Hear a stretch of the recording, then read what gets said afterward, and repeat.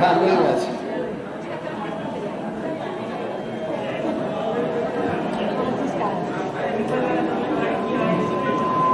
पुष्पलाल मित्रता केन्द्रद्वारा आयोजना गरिएको 43औं पुष्पलाल स्मृति दिवसको अवसरमा नेपाली कम्युनिस्टको वर्तमान सङ्कट र आगामी बाटो सम्बन्धी प्रवचन कार्यक्रमका अध्यक्ष कमरेड, मञ्चमा उपस्थित नेपाली कम्युनिस्ट आन्दोलनका हस्तीहरू, विभिन्न राजनीतिक दलका नेता कमरेडहरू, माननीय सांसदज्यूहरू र यहाँ उपस्थित सबै आदरणीय महानुभावहरू, पत्रकार मित्र, आजको यो कार्यक्रममा उभिएर बोलिरहँदाखेरि मलाई 1 वर्ष पहिलेको सम्झना भइरहेछ। यही पुष्पलालको स्मृति दिवसको उपलक्ष्यमा सम्भवतः यही 8 गते 9 गते हुनु पर्दछ। यही भवनको तल्लो तलामा पुष्पलाल मित्रता केन्द्रले यस्तै कार्यक्रमको आयोजना गरेको छ।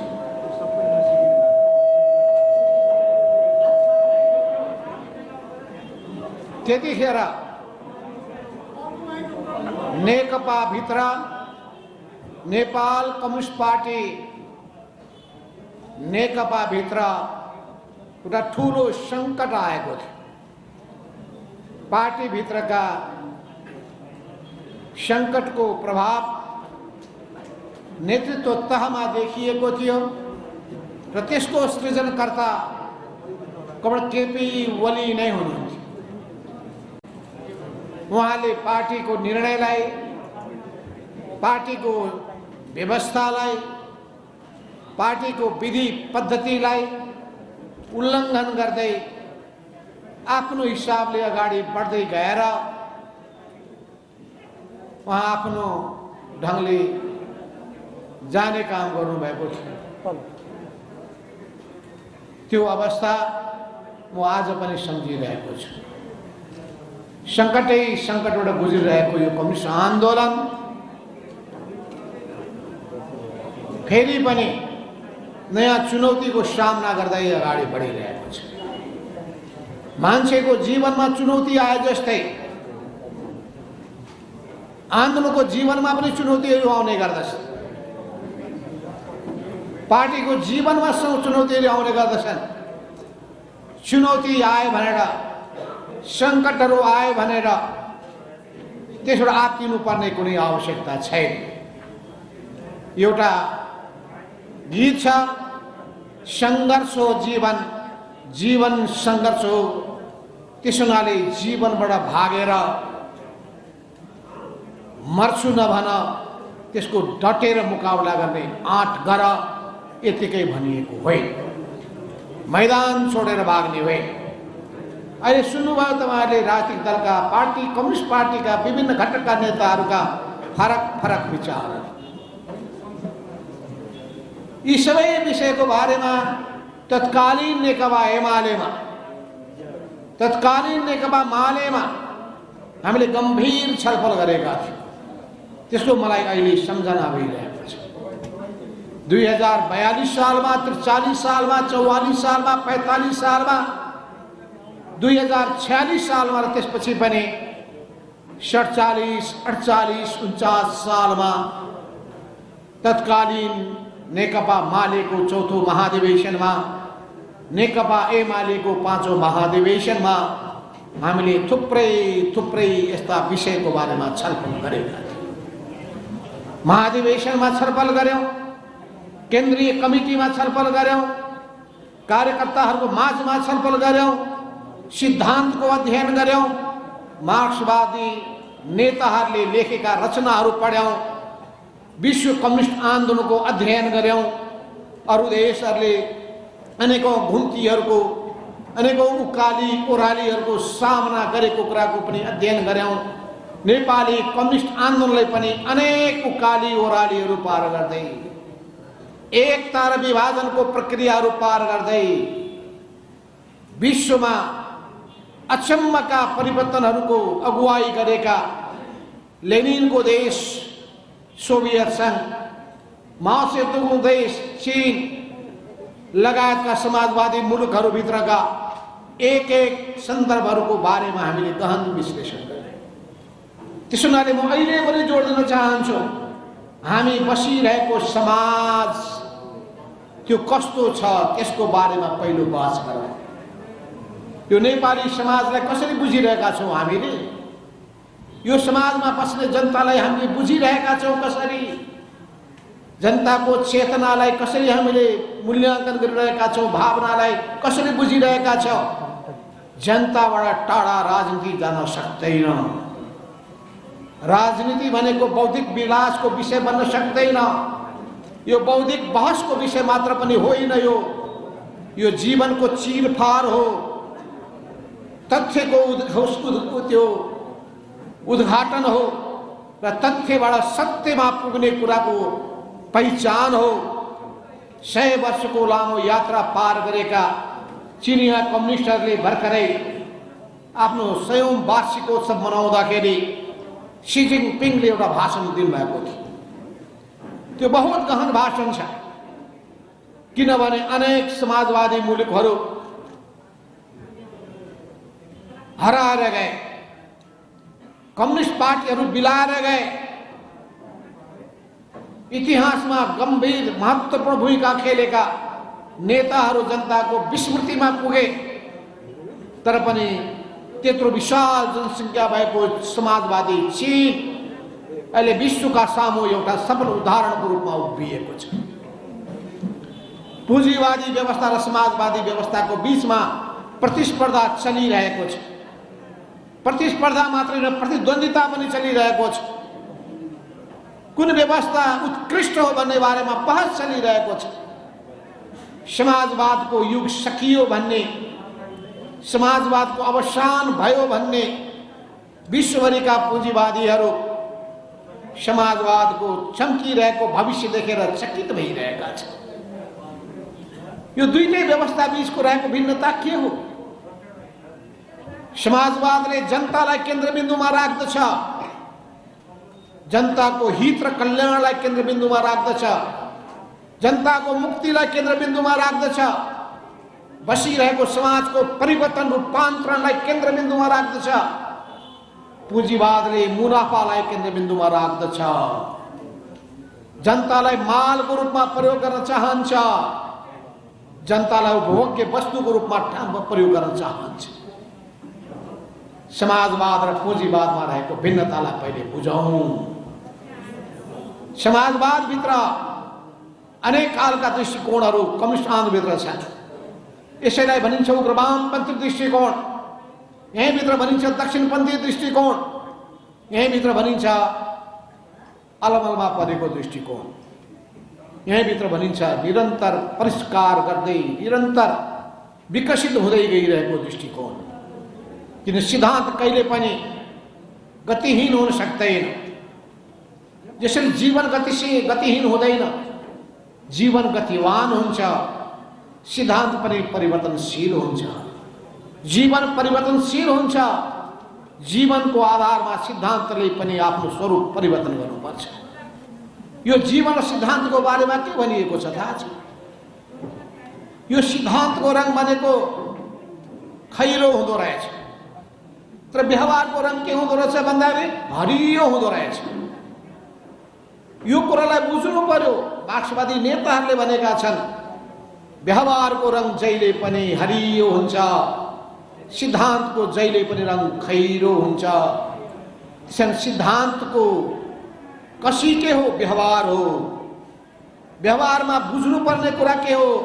जनताले हाम्रो भाषा बुझ्छन् कि बुझ्दैनन्, जनताहरूले हामीलाई पत्याउँछन् कि पत्याउँदैनन्, जनताहरू हाम्रो पछि पछि लाग्छन् कि जान लाग्दैनन्, जनताले हामीमाथि विश्वास गर्छन् कि गर्दैनन्, जनता हाम्रो आह्वानमा मर्न निम्ति तयार हुन्छन् कि हुँदैनन्। परिवर्तनका ठुल्ठुला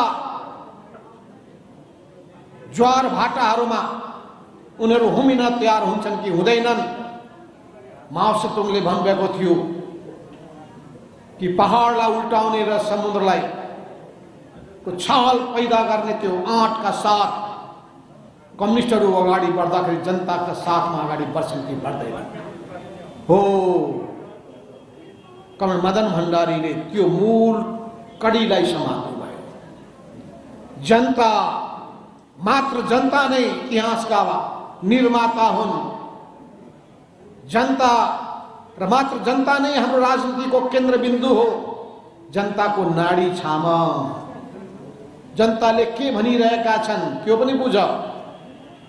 शासकहरूलाई पनि सन्देश हो, सत्तामा बसेका जुनसुकै पार्टीका नेतालाई पनि सन्देश हो। जनताको मन बुझ्न सक्नु भएन भने, भावना बुझ्न सक्नु भएन भने, एकहोरो गीत गाउनु भयो भने तपाईलाई जनताले पत्याउँदैन। गफाडीको गफलाई जनताले पत्याउँदैनन्। व्यवहारमा परिणाममा देखिएको कुरालाई मात्रै पत्याउँछन्। त्यस हुनाले कुनै ठाउँमा कम्युनिस्ट पार्टी, बुर्जुवा पार्टीबाट पराजित हुँदो रहेछ। जनताको जसले नाडी छामेको छ त्यो ठाउँमा कम्युनिस्ट पार्टीले सबै पार्टीलाई पराजित गर्दो रहेछ। एकचोटिको पराजयले पुग्दो रहेनछ।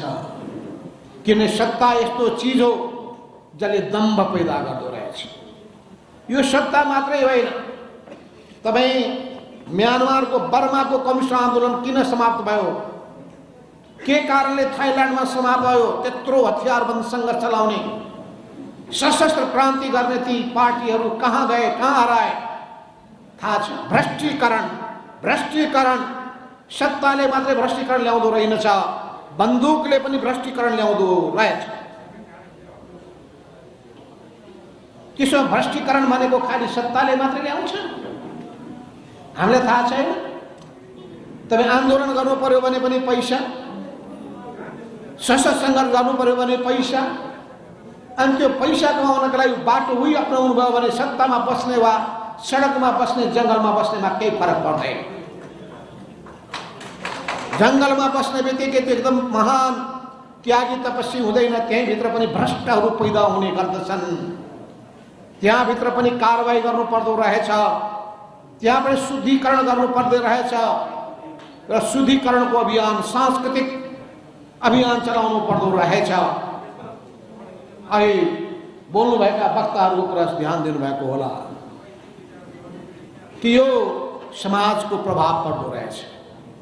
यो निम्न पुँजीवाद, यो व्यक्तिवाद, यो भ्रष्टता, सत्ताको उन्माद र अहङ्कार, यसले कम्युनिस्ट र काङ्ग्रेस छिन्दैन। यसले मार्क्सवादी अमार्क्सवादी सिद्धान्त के बोकेको छ त्यसलाई चिन्दो रहेनछ। यो समाजमा रहेका, यो समाज कि त समाजबाट बाहिर जान्छु भन्नु पर्यो, कहाँ भाग्ने? जङ्गलमा भाग्ने? यही समाजमा बस्नु। यो समाजमा विकृति नै विकृतिहरू छन्। तपाईँ कस्तो विचार र मान्यताको पक्ष पोषक हुनुहुन्छ? सहीको पक्ष पोषक हुनुहुन्छ भने ती सबै खालका फोहोर मैलाका विरुद्धमा जुझ्ने आँट गर्नुपर्छ। गलत चिजबाट जोगिनु पर्दछ। मैले भन्ने गरेको छु, स्कुलमा पढ्ने विद्यार्थीहरू, कलेजमा पढ्ने विद्यार्थीहरू राम्रो सङ्गत गर्नुहोस्, राम्रो मान्छे बन्नुहुन्छ। नराम्रो सङ्गतमा पर्नुहोस्, तपाईँ खत्तम भएर जानुहुन्छ। परिवारको निम्ति पनि बोझ, समाजको निम्ति पनि बोझ, देशको निम्ति पनि बोझ बन्न पुग्नुहुन्छ। त्यस हुनाले तपाईँ आफूलाई कस्तो बनाउन चाहनुहुन्छ, यसको पहिले तपाईँले सङ्कल्प गर्नुहोस्। म इमानदार बन्न चाहन्छु, म निष्ठावान हुन चाहन्छु, म निस्वार्थी भावनाका साथ अघि बढ्न चाहन्छु र यी सबै भावनाको निम्ति म कम्युनिस्ट हुन चाहन्छु, म क्रान्तिकारी बन्न चाहन्छु, म पुष्पलालको बाटोमा हिँड्न चाहन्छु, जसको सिङ्गो जीवन सङ्घर्षमा बित्यो। मार्क्सवादी नेता पुष्पलालकै स्कुलिङबाट आएको मान्छे। 2022 सालमा कक्षा 9 मा पढ्दाखेरि मेरो प्रगतिशील विचारतर्फ आकर्षित भएको थिएँ र त्यतिखेर मैले यशपाल र राहुल साङ्कृत्यायनको किताब पढ्दै भागो नहीं दुनिया को बदलो भन्ने किताब पढ्दै म अगाडि बढेको थिएँ। त्यसो हुनाले म तपाईहरुलाई भन्न चाहन्छु, तपाईले पहिले आफूलाई बदलिनुहोस्, तपाई समाजलाई बदलिन सक्नुहुन्छ। तपाई आफूलाई बदलिन सक्नु भएको छैन भने तपाईले समाजलाई बदलिन सक्नुहुन्न। जहाँसम्म संसारमा कुनै पनि व्यवस्था आफैमा परफेक्ट छैन, यो अनुभव सिद्ध कुरा हो, यो अनुभव सिद्ध कुरा हो। समाजवादी व्यवस्थाका आफ्नै लिमिटेसनहरु हुन्छन् यो पनि ख्याल गर्नुहोस्। एकदलीय व्यवस्थाको आफ्नै लिमिटेसन हुन्छ भने पनि ख्याल गर्नुहोस्। अनि बहुदलीय व्यवस्थाका आफ्नै दुर्बलताहरू हुन्छन् त्यो पनि ख्याल गर्नुहोस्। ती सबै चीजलाई हामीले ठीक गर्न सक्नुपर्छ। त्यसैले यो मानव जीवन कस्तो हो भन्दाखेरि निरन्तर सत्यको खोजीमा लागिरहन्छ। यो निरन्तर सत्यको खोजीको निम्ति अध्ययन गर्छ, अनुसन्धान गर्छ, परिस्थितिको विश्लेषण गर्छ, निष्कर्षमा पुग्छ, फेरि नयाँ अनुभव प्राप्त गर्छ, त्यो अनुभवबाट सिक्दै जान्छ अनि त्यसपछि आफ्नो सिद्धान्तलाई परफेक्ट बनाउँदै परिष्कृत गर्दै अगाडि बढिरहेको हुन्छ। यस्ता कुराबाट हरेस खाएर कहिले पनि मैदान छोडेर भाग्न सकिँदैन। यस अर्थमा यहाँ अहिले हाम्रो धर्मजी धर्मकान्त वास्तुलाजी जाने धर्मेन्द्रजीलाई बस्नुहोस् मैले भन्न खोजेको थिएँ। धर्मेन्द्रजीको अझै उग्र वामपन्थी ढङ्गढङ्गी बाँकी नै छ। उग्र वामपन्थी ढङ्गढङ्गी बाँकी छ। बन्दुक उठाएर सबै तो गर्न सकिन्छ भनेर ठान्नु भएको थियो। नेपाली समाजमा त्यसको के छ उपाधि? जनताको मन जित्नुहोस्। अहिले तपाईँ अहिले गर्नुपर्ने के? कम्युनिस्ट हौँ हामी, हाम्रो जिम्मेवारी को प्रति छ? जनता प्रति छ। जनताको के छ हालत? महिलाहरू बलात्कृत छन्, महिलाहरूमाथि हिंसा हुने गरेको छ, हत्या गरिन्छ, दिन दहाडे अपहरण गरिन्छ, बोक्सीको आरोप लगाइन्छ, दलितबाट भेदभाव गरिन्छ, यातना दिइन्छ। आज मेरो घरमा एकजना सामान्य गरिब किसान महिला आएकी थिइन्। 2 लाख रुपियाँ ऋण लिएकी रहेछन् उनले। 14 लाख रुपियाँ तिरिसकिन्। अर्को 18 लाखको चाहिँ जग्गा त्यो सुदखोरले कब्जा गर्न खोजिरहेको छ। भौतारी रहेकी छिन् न्यायको लागि। यता जान्छन् न्याय पाउँदैनन्, उता जान्छन् न्याय पाउँदैनन्। कम्युनिस्ट पार्टीको सरकार छ त्यही पनि कोही सुन्दैन। सत्तामा कम्युनिस्टहरू छन् सुन्दैनन्, समाजमा कम्युनिस्ट पार्टी छ कोही सुन्दैनन्, गाउँ गाउँमा पार्टीका संगठन छन् कोही सुन्दैनन्। किन यस्तो भइरहेको छ? के सत्तालाई दोष दिएर मात्रै हुन्छ? सरकारलाई मात्रै दोष दिएर हुन्छ? हाम्रो कर्तव्य के? हामी कम्युनिस्ट पार्टीका नेता कार्यकर्ताको कर्तव्य के?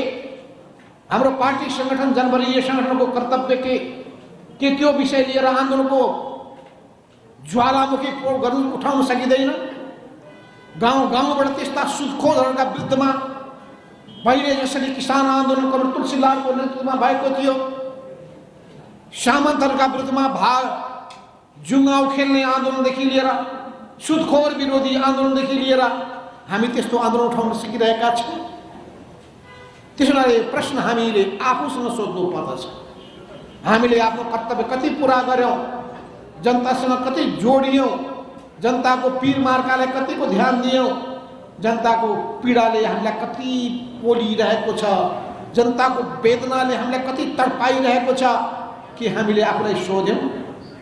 त्यसैले म सबै नेताहरूलाई आफ्नो आफ्नो पार्टीमा रहेका कमी कमजोरीहरू हेर्नका लागि, महसुस गर्नका लागि म आह्वान गर्न चाहन्छु। तब नै त्यो पार्टी जनताको पार्टी हुन सक्दछ। तब नै त्यसले जनताको मन र विश्वास जित्न सक्दछ। क्रान्तिकारी भाषणले जनताको मन जित्न सकिँदैन। क्रान्तिकारी कामले मात्रै विश्वास जित्न सकिन्छ। कुरा त हामी ठुल्ठुला गर्छौँ, कुराले सबै थोक हुने भएको भए मदन भण्डारीले भन्नुहुने थिएन, कुराले चिउरा भिज्दैन। चिउरा भिजाउन कि दुधै चाहिन्छ कि दही नै चाहिन्छ। त्यसो हुनाले हामी काम गरौँ, जनताको पीडालाई बुझौँ र त्यो कामको निम्ति हामी त्यो कामको कसीमा खरो उत्रिन सकेका छौँ कि छैनौँ, हामी आत्मसमीक्षा गरौँ। सुन, हाम्रो चिन्तनमा कहाँ छन् समस्या, हाम्रो दृष्टिकोणमा कहाँ छ समस्या, हाम्रा सैद्धान्तिक मान्यतामा कहाँ छन् समस्या र हाम्रा वैचारिक मान्यतामा कहाँ छन् समस्या। हामीले देशको समस्यालाई कति बुझ्न सकेका छौँ, हाम्रा सामु के सङ्कटहरू रहेका छन्, नेपाली समाजलाई रूपान्तरण गर्नका लागि लाग्नुपर्ने कुरा केहरू हुन्। आजको समाजको प्रधान अन्तर्विरोध के हो, नेपाल राष्ट्रको अन्तर्विरोध कोसँग छ, त्यो अन्तर्विरोधलाई कसरी ट्याकल गर्नुपर्ने हो, त्यसको निम्ति कुन तरिका अवलम्बन गर्नुपर्छ, यी जम्मै कुराको पुरै सङ्गति मिलाउन सक्नुपर्दछ। त्यस हुनाले मैले भने व्यवहारको रङ हरियो हुन्छ, सिद्धान्तको रङ त खैरो हुन्छ, आयो हुँदैन, जे बोले पनि भयो। त्यस हुनाले कुरोले हुँदै यस अर्थमा आज एमाले होस् या अरू कुनै पार्टी हो, सबैले आत्मसमीक्षा गर्नुपर्ने बेला आएको छ, आत्मविश्लेषण गर्नुपर्ने बेला आएको छ। किन हामी जनताको मन जित्न सकिरहेका छैनौँ र कसरी हामीले जनताको मन जित्न सक्यौँ, यी दुईटै पाटा छ। कसरी जनताको मन जित्न सक्यौँ ती राम्रा कुराहरू हुन्, र किन जनताको मन जितिरहेका छौँ, जनता किन हामीलाई आलोचना गरिरहेका छन्, किन हामी प्रति गुनासो गरिरहेका छन्, किन हामीलाई कतिपय ठाउँहरूमा घृणा गरिरहेका छन्, कि हामीले आत्मसमीक्षा गर्नु पर्दैन हो। यी सबै कुराको बारेमा आत्मसमीक्षा। त्यस हुनाले हाम्रो सङ्कट हाम्रो बुझाइमा रहेको छ, हाम्रो बुझाइमा सबभन्दा ठुलो सङ्कट रहेको छ। हामी आफू बसेको परिवेशलाई चिनौँ, संसारलाई चिनौँ। त्यस हुनाले कार्ल मार्क्सले के गर्नुभयो थाहा छ, संसारलाई चिन्न खोज्नुभयो उहाँले, संसारको व्याख्या गर्न खोज्नुभयो उहाँले। संसारका विद्वानहरूले एक एक गरेका अहिलेसम्मका अध्ययन अनुसन्धानहरूको गहन अध्ययन गर्नुभयो उहाँले, र त्यो गहन अध्ययनको आधारमा उहाँले निष्कर्षमा पुग्नुभयो र मार्क्सवादको सिद्धान्तको प्रतिपादन र उहाँले घोषणा गर्नुभयो, विश्वका श्रमजीवी जनताहरू एक हौ। उहाँले भन्नुभयो, तिम्रा निम्ति गुमाउने जन्जिर बाहेक केही पनि छैन, पाउनका लागि संसार छ। कडपुष्पलालले त्यही बाटो समात्नुभयो र कम्युनिस्ट घोषणा पत्रको नेपाली पहिलो अनुवाद गर्ने काम उहाँले गर्नुभयो। उहाँले कम्युनिस्ट पार्टीको घोषणा पत्र प्रकाशित गर्नुभयो, कम्युनिस्ट पार्टीको स्थापना हुने बित्तिकै पहिलो पर्चा पनि निकाल्नुभयो र उहाँले नेपाली क्रान्तिको बाटो देखाउनुभयो। अरू बाटो नभएका मान्छे, दिशा समात्न नसकेका मान्छेहरू भौतारिन्छन्। जस्तो अँध्यारो रातमा तपाईँलाई टर्चले बाटो देखाउँछ, त्यसै गरी यो विशाल संसारमा अगाडि बढ्नका लागि सिद्धान्तले तपाईँलाई बाटो देखाउँछ। सही सिद्धान्त अवलम्बन गर्नुहोस्, सही बाटोमा अगाडि बढ्न सक्नुहुन्छ। होइन त्यस्तो भएन भने तपाईँ त्यत्तिकै अँध्यारोमा रुमलिरहनुहुन्छ, गन्तव्यमा पुग्न सक्नुहुन्न, लक्ष्य भेदन गर्न सक्नुहुन्न, तपाईँ सफलता हासिल गर्न सक्नुहुन्न। अहिलेको राजनीतिक समस्या के हो? अहिलेको राजनीतिक समस्या के हो? कि निर्वाचनबाट भागेर हुन्छ? जनताको समर्थन कता छ भने त्यो एउटा थर्मामिटर हो, ब्यारोमिटर हो। त्यसो हुनाले जहाँ जनता छन् त्यहाँ पार्टी हुनै पर्छ। लेनले त्यसो भएको हुनाले 1905 भन्दा तपाईँलाई थाहा छ होला, पछि दुमामा भाग लिने कुराको सन्दर्भ भन्नुभयो। यो बुर्जुवा संसदमा भए पनि यसमा हामीले जानुपर्छ, भाग लिनुपर्छ, जनतासँग जोडिनु पर्दछ, जनताको मन जित्नु पर्दछ, जनताको भनाइ के हो त्यो सुन्नु पर्दछ, जनता कुन भाषा बुझ्छन् त्यो भाषा बोल्नु पर्दछ। जनताले बुझ्दैन बुझ्ने भाषा बोलेको छ, जनताले पत्याउँदै हामी पनि त्यही भाषा बोल्थ्यौँ पहिले। जनवाद जनवाद भन्यो, कहाँको जनवाद हो? सबैले बुझ्ने भनेको प्रजातन्त्र प्रजातन्त्र, हामी भन्छौँ जनवाद, कोही बुझ्दै। हाम्रो सिद्धान्तले भन्छ जनवाद भन्नुपर्छ, प्रजातन्त्र भन्नु हुँदैन भने सिद्धान्तले भन्छ। व्यवहारले के भन्छ जनताले बुझ्ने भाषा त प्रजातन्त्र हो कि प्रजातन्त्र नभए काङ्ग्रेसले लाने हो सबै मान्छेलाई ताने भनेपछि हामीले पनि प्रजातन्त्र शब्दको प्रयोग गर्न थाल्यौँ। छोडिदियौँ हामीले त्यो प्रजातन्त्र भनेको राजाको भएको हुनाले प्रजा हुन्छ, प्रजात्व भएको हुनाले प्रजातन्त्र हुन्छ। अङ्ग्रेजी अनुवाद गर्यो डेमोक्रेसी नै हुँदो रहेछ जेको पनि। जनतन्त्र शब्दको प्रयोग त्यतिखेर हाम्रो नेकपा मसालले प्रयोग गर्थ्यो जनतन्त्र, काङ्ग्रेसले प्रयोग गर्थ्यो प्रजातन्त्र। हामी अब सबैभन्दा भिन्न हो देखाउनलाई हामी प्रयोग गर्थ्यौँ जनवाद। पछि हाम्रो सिबी मैनाले प्रयोग गर्न थाल्नुभयो लोकतन्त्र। हेर्नुहोस् कस्तो कस्तो शब्द हुँदो रहेछ। नुनो जनवाद त उहाँ लोकतन्त्र भन्नुहुन्थ्यो अनि लोक जनवाद भन्न थाल्नु उहाँले। भनेपछि यो शब्दको पनि लडाइँले पनि हैरान पारेको छ। शब्दको लडाइँ भन्छ नि, कम्युनिस्टहरूसँग कसैले सक्दैन शब्दको लडाइँ। एउटा शब्दमा यसरी लड्छन्, त्यो शब्द कुन शब्द उपयुक्त छ भन्ने कुराको कहाँबाट पहिचान गर्ने भन्ने कुराको भ्याउनै पाउँदैन। किन यो सबै हामी तपाईँमाथिको प्रश्न तेर्सिएको छ। हाम्रा सामुमा एकदम वरिष्ठ पुराना कम्युनिस्ट आन्दोलनका योद्धाहरू सुनिहाल्नुभयो, पुष्पलाल तुलसीलाल जस्ता योद्धाहरूसँग सङ्गत गरेका त्यो पुस्ताका नेताहरू पनि हुनुहुन्छ। यतिकै कपालको रौँ सेतो भएको भए त्यसो हुनाले अनेकौँ चुनौतीहरूको सामना गर्दै उहाँहरू अहिलेसम्म आउनु भएको छ। अरू देशमा कम्युनिस्ट पार्टी हराएर गएको छ, नेपालमा कम्युनिस्ट पार्टी जिउँदैछ। जनताले अझै पनि कम्युनिस्ट पार्टीको नाम मन पराउँछन्, कम्युनिस्ट सिद्धान्तलाई मन पराउँछन्, कम्युनिस्टहरू असल हुन्छन् भन्ने ठानिरहेका छन्। त्यसलाई हामीले कसरी जोगाउने हो ठुलो चिन्ता छ। तर हामीले बाटो बिरायौँ भने, हामी भ्रष्टीकरणमा गयौँ भने, बुर्जुवाभन्दा भिन्न भएनौँ भने, पैसाको निम्ति स्वार्थको निम्ति निर्लिप्त भयौँ भने, सुविधाको निम्ति मरिहत्ते गर्न थाल्यौँ भने हाम्रो पनि हविगत उस्तै हुन्छ। यो सरकार चुनावमा भाग लिएर मात्र मैले भनिहालेँ, जङ्गलमा बस्दा पनि मैले देखेको छु।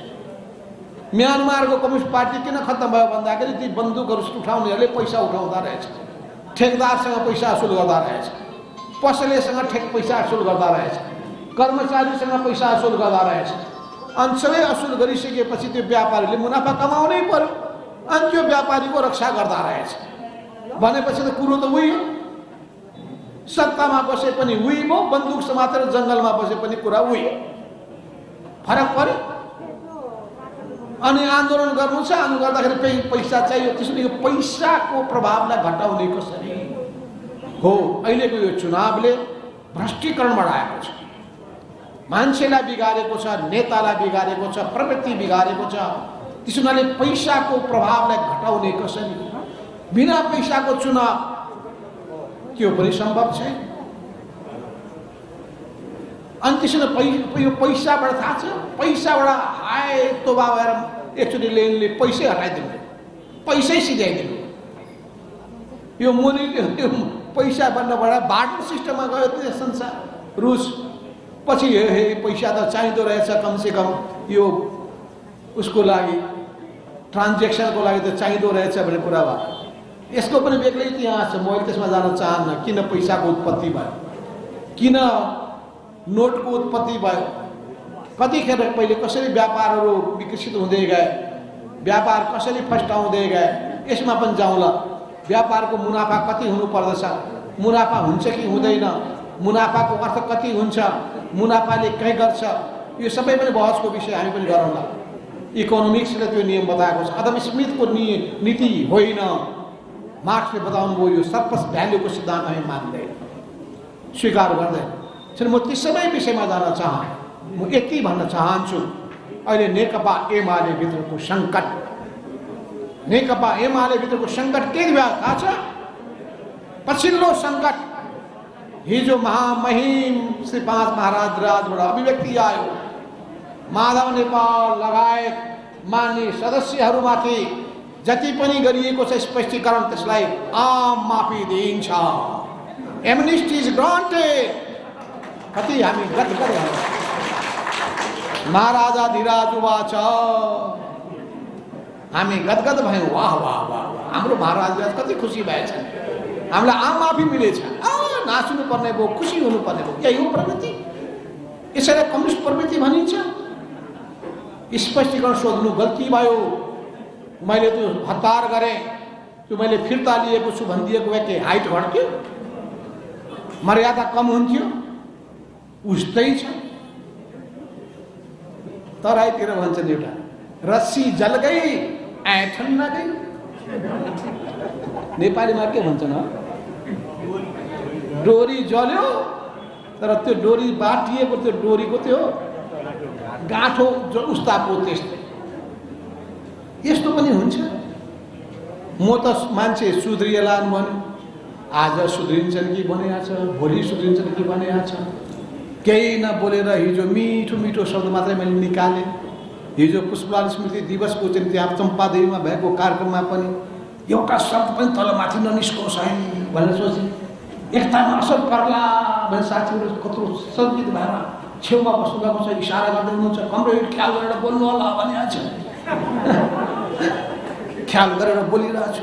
यो जिब्रो, यो हाडले छेकेको हुँदैन उसले जिब्रोले त त्यत्तिकै जे पाएको जिब्रो चलिरहन्छ। त्यसो हुनाले के भन्छ जिब्रो लागि जिब्रो आएपछि बाबरी कहाँ गए बात बवाल। त्यो जिब्रो भित्र पस्छ अनि टाउकोले मार खान्छ, मार खाएको। त्यसो हुनाले जिब्रोले बोलिदिइहाल्ला कि भने कत्रो त्राणमा। दिउँसो म भक्तपुरमा गएँ, 1001 सदस्य पिपुल्स भोलिन्टियर। मैले भने डन प्रवृत्ति नसिक्नु, सताउने काम नगर्नु। अहिले माधव नेपालको वरिपरि घरको वरिपरि गएर चाहिँ त्यो बाँदर जुलुस निकाल्ने बाँदरे प्रवृत्ति नबोक्नु। माधव नेपालको घरको छेउमाको रिङ रोडमा बस्दाखेरि मारमुङ्ग्रीहरू 25 जनाको सङ्ख्यामा राति 10 बजे पुगेका थिए। म ठ्याक्क त्यो ठाउँबाट तल झर्दाखेरि यसो हेरेको त बाफ रे बाफ, उपर खुट्टी लगाएर मोटरसाइकलमा बसेका जम्मै माधव नेपाललाई तर्साउँछु। तर्सिने मान्छे कस्ता कस्ता त कहाँ गए। अनि यिनीहरू आएर माधव नेपाल तर्साउने। कोही तर्सिनेवाला छैन। हामी विशेष धातुले बनेका मान्छे। स्टालिनले भन्नुभएको छ कम्युनिस्टहरू विशेष धातुले बनेका हुन्छन्। यो सबैलाई चेतना भयो। त्यस हुनाले बादशाहलाई घोडाबाट तल झारेपछि बल्ल तै पनि हुँदो रहेनछ।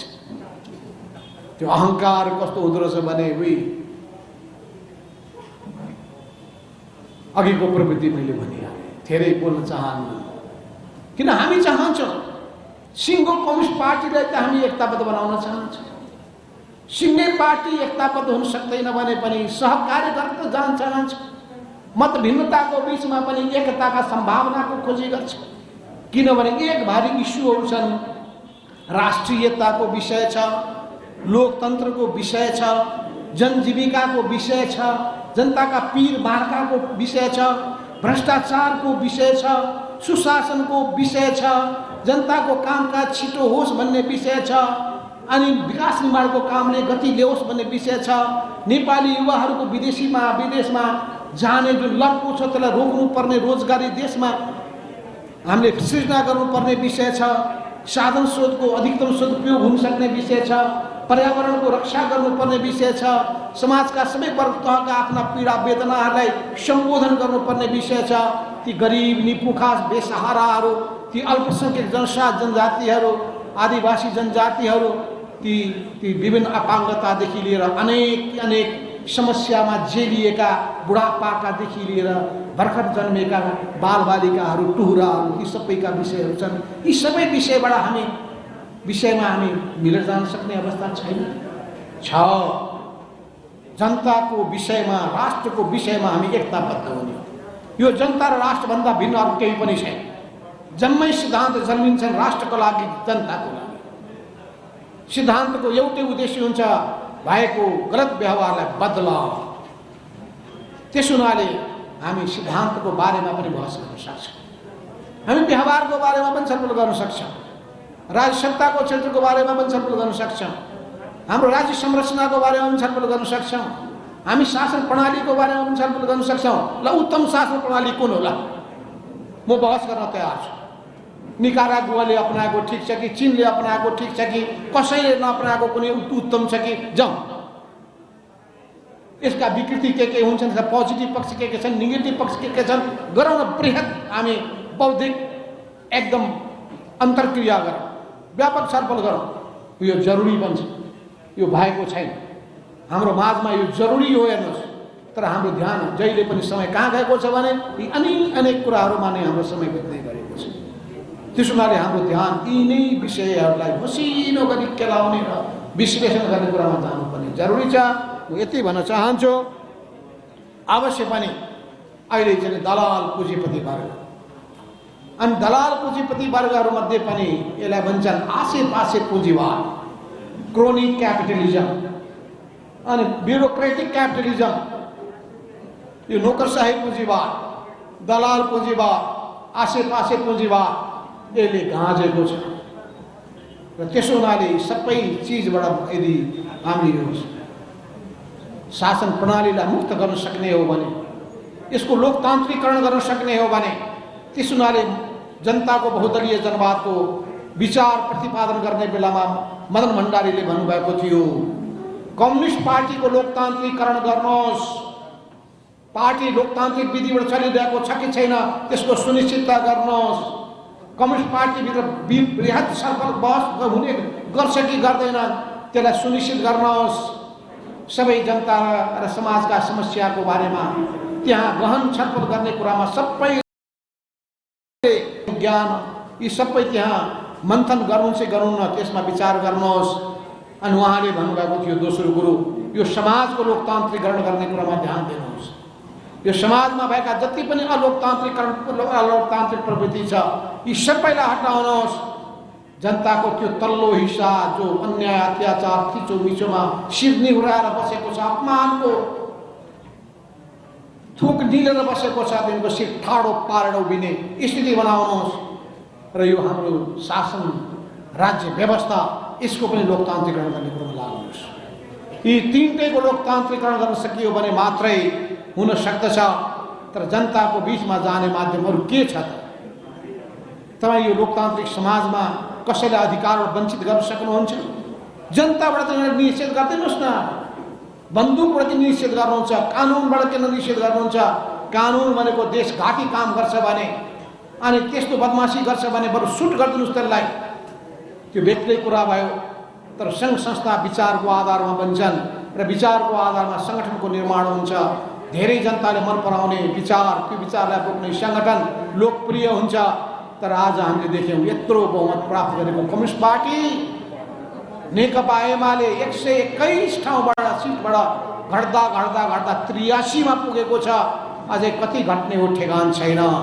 जसले आफ्नो घर सम्हाल्न सक्दैन, जसले पार्टीलाई व्यवस्थित गर्न सक्दैन, पार्टीको अन्तर्विरोधको ठिक पहिचान गर्न सक्दैन, अनि त्यसले समाजको अन्तर्विरोधको के समाधान गर्न सक्छ? त्यसो हुनाले पार्टीको अन्तर्विरोधको मूल कारण के हो खोजी गर्नुहोस्।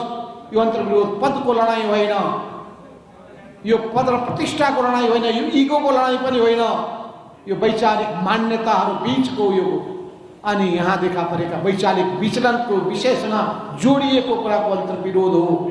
यहाँ हाम्रो पार्टीभित्र देखा परेका अनेक खालका विकृति विसङ्गतिहरू छन्, नीति विचार विधि र आचरणसँग जोडिएको विशेषणको अन्तर्विरोध हो।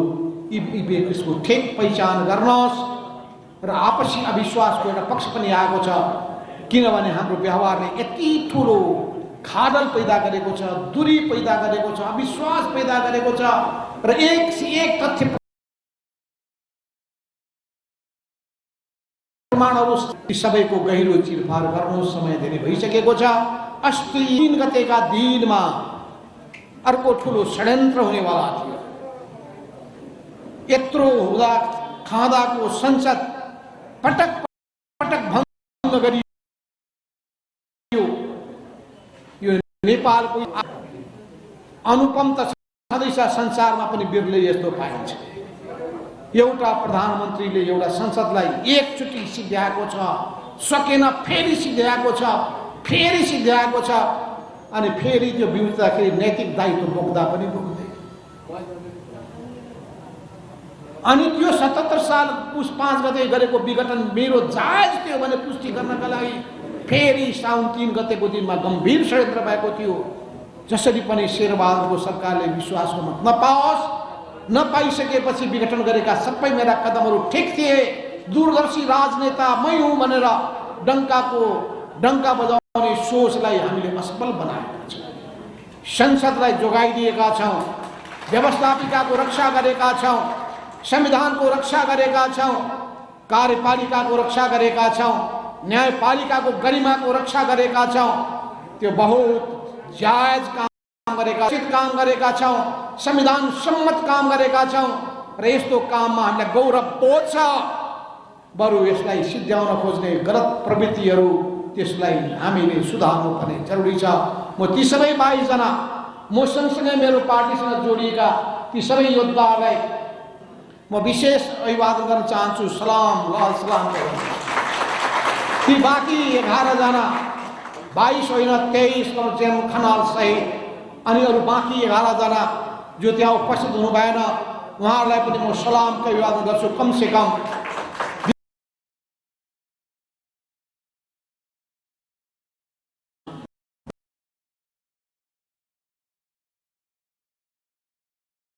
प्राविधिक पुरानो संगत भएर ठानेर नेताले पो के गर्लान् भनेर डर भएर अनि त्यसपछि बाध्य भएर जानेहरूलाई पनि त्यही उहाँहरूप्रति सहानुभूति व्यक्त गर्न चाहन्छु। र सिङ्गो संसदमा भएका सबै राजनीतिक दललाई पनि विशेष धन्यवाद दिँदै यसरी लोकतन्त्रको रक्षाको निम्ति, संविधानको रक्षाको निम्ति अनि त्यसपछि यो परिवर्तनको रक्षा गर्नका निम्ति र यो मुलुकलाई गम्भीर सङ्कटमा पुग्नबाट जोगाउनका निम्ति जसरी सबै राजनीतिक दलहरू, नागरिक समाज, मिडिया कर्मीहरूदेखि लिएर सबै लब्ध प्रतिष्ठित बुद्धिजीवीदेखि लिएर जसले यो सहयोग गर्नुभएको छ, आन्दोलनमा होस्, विचारबाट होस्, हामीलाई अभिप्रेरित होस्, यी भूमिका निर्वाह गर्ने सबैप्रति म फेरि आभार व्यक्त गर्दै धन्यवाद दिँदै आफ्नो भनाइ यही अन्त्य गर्दै पुष्पलाल मित्रता केन्द्रलाई विशेष धन्यवाद दिएर आफ्नो भनाइ दिन्छु। धन्यवाद। नमस्कार। लाल सलाम।